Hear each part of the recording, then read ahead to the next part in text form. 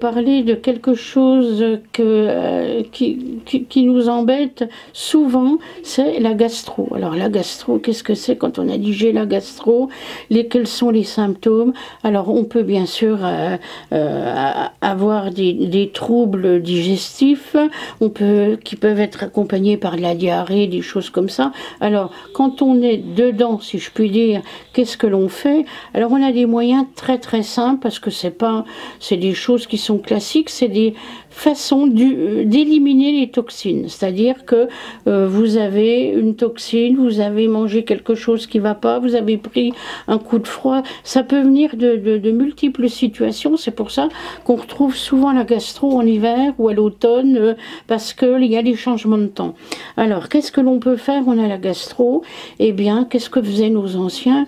Ils utilisaient le charbon végétal, tout simplement, cette fameuse formocarbine de la pharmacie, et puis donc d'autres formes de charbon beaucoup plus élaborées, et donc qui stoppent tout de suite la gastro, puisque le principe du charbon, c'est d'entraîner avec soi tout ce qui est toxinique. Et puis vous remettez les pendules à l'heure avec quelques bouillons, vous mangez léger, vous pouvez prendre de la propolis par exemple, vous pouvez prendre du pollen. Et les anciens traitaient la gastro comme il se doit. C'est pas une maladie grave, c'est désagréable, on est bien d'accord, mais vous le traitez relativement rapidement.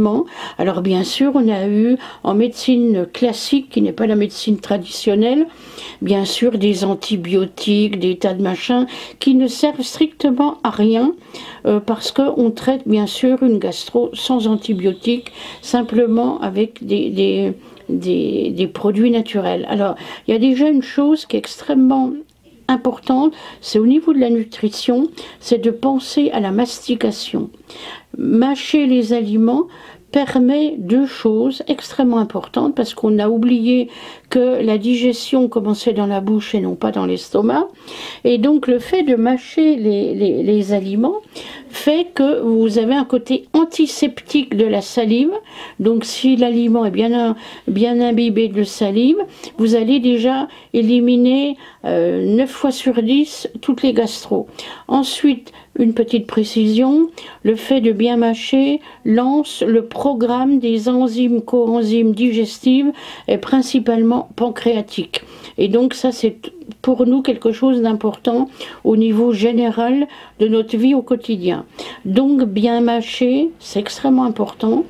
Et utiliser des produits relativement plus connus maintenant, comme par exemple le pépin de pamplemousse, mais le vrai pépin de pamplemousse, parce qu'il y a malheureusement des pépins qui contiennent beaucoup d'agrumes, qui apportent certes la vitamine C, qui est intéressant à prendre, mais le pépin de pamplemousse est légèrement antibiotique et va recouvrer pas mal de petites choses à régler, dont la fameuse gastro. Et puis manger léger, tout simplement.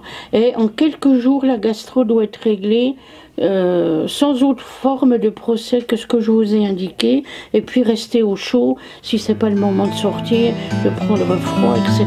Voilà, tout simplement.